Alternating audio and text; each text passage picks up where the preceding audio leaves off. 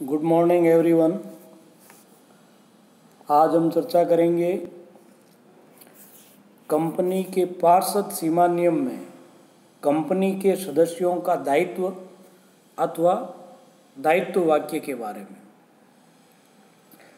Company अधिनियम के अधीन प्रत्येक अंशों अथवा गारंटी द्वारा सीमित कंपनी के पार्षद सीमा नियम में यह उल्लेख होना चाहिए कि कंपनी के सदस्यों का दायित्व सीमित है।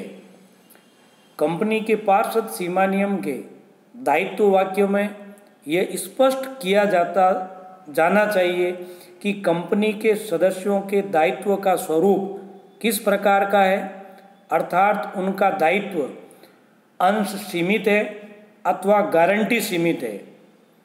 यदि सदस्यों का दायित्व अंशों द्वारा सीमित लिमिटेड बाय शेयर्स है तो वे उनके द्वारा स्वीकार किए गए अंशों के अंकित मूल्य के लिए ही उत्तरदायी होंगे तथा कंपनी का समापन होने पर उनका दायित्व अंशों की अदत्त राशि यानी अनपेड अमाउंट तक ही सीमित रहेगा।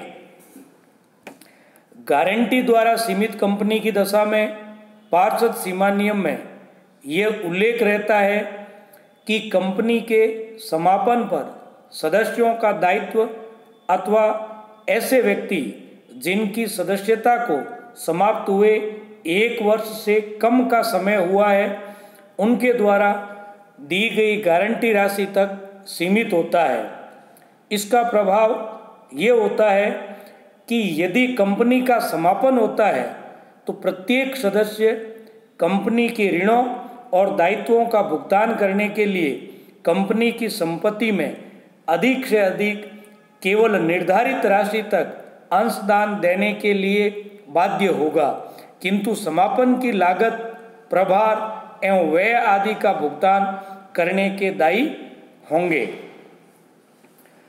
असीमित दायित्व वाली कंपनी के पार्षद सीमा नियम में इस वाक्य को लिखा जाता है कि यहाँ सदस्यों का दायित्व असीमित होगा, अर्थात इसके सदस्य व्यक्तिगत रूप से ऋण तथा दायित्वों के भुगतान के लिए उत्तरदायी होंगे। दायित्व के संबंध में कुछ बातों का ध्यान रखना चाहिए, जैसे दायित्व का सदैव मौद्रिक आधार पर ही निर्धारण होता है। सीमित दायित्व की दशा में सीमा नियम में स्पष्ट उल्लेख होता है।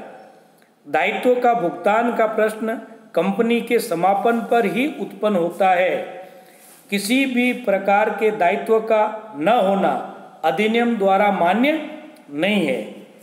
सीमित दायित्व के अपवाद, जैसे कुछ अवस्थाओं में सीमित दायित्व वाली कंपनियों के सदस्यों, संचालकों एवं प्रबंध संचालकों आदि के दायित्व सीमित हो जाते हैं। जैसे कपटपूर्ण व्यवसाय की संचालन की दशा में यदि कंपनी के समापन के समय निस्तारक को ये प्रकट होता है कि कंपनी द्वारा किया गया कार्य धोखा देने के अभिप्राय से या कपटपूर्ण उद्देश्य के लिए किया गया है, तो उसके आवेदन यानी जो सरकारी निस्तारक है के करने पर यदि राष्ट्रीय कंपनी लॉ ट्रिब्यूनल उचित समझे तो वह यह घोषणा कर सकता है कि कपट के लिए दोषी व्यक्ति कंपनी के ऋण एवं उत्तरदायित्वों के लिए असीमित रूप से उत्तरदायी होंगे।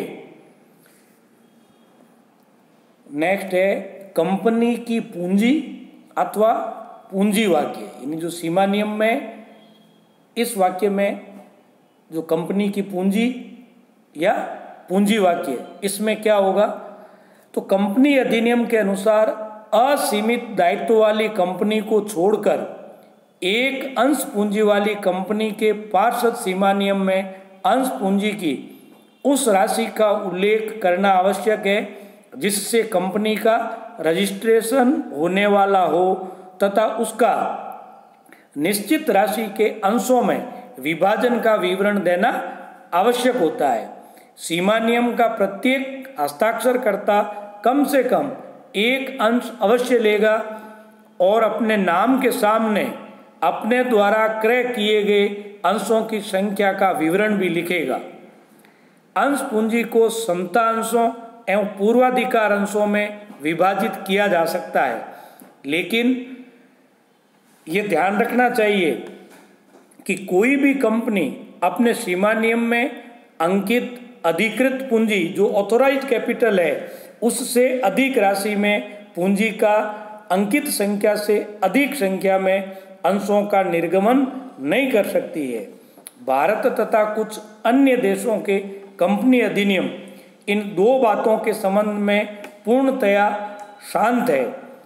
पहली बात, कंपनी की अधिकृत पूंजी की अधिकतम राशि, और दूसरा, एक अंश का न्यूनतम एवं अधिकतम अंकित मूल्य। इसका निर्णय कंपनी की आवश्यकता, सुविधा एवं परिस्थितियों पर छोड़ दिया जाता है।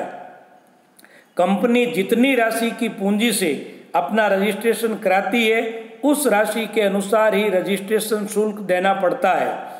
कंपनी अपनी अधिकृत पूंजी को अपनी इच्छा अनुसार समता तथा पूर्वाधिकार दोनों ही प्रकार के अंशों में विभाजित कर सकती है तथा उनका निर्गमन भी कर सकती है।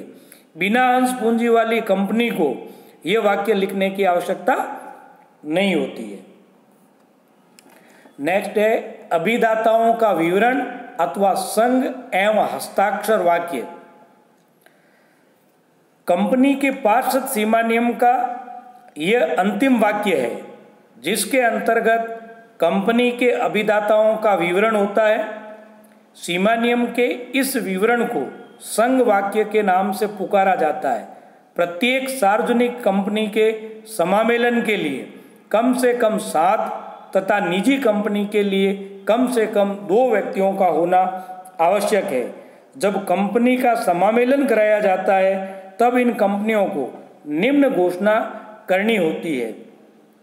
वो घोषणा क्या है कि हम सभी कंपनी के अभिदाता जिनके नाम, पते तथा विवरण नीचे दिए गए हैं, सीमा नियम में वर्णित उद्देश्यों के लिए कंपनी का निर्माण करने के इच्छुक हैं तथा अपने नाम के सम्मुख अंकित अंशों को लेने के लिए तैयार हैं। तो कंपनी का निर्माण करने वाले व्यक्तियों के नाम, पते एवं व्यवसाय संबंधी विवरण इस घोषणा के नीचे दिया जाता है तथा अभिदाताओं के हस्ताक्षर कराए जाते हैं।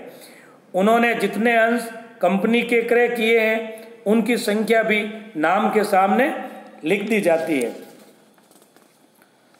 इसके पश्चात प्रत्येक हस्ताक्षर किसी अन्य व्यक्ति से प्रमाणित करवाया जाता है।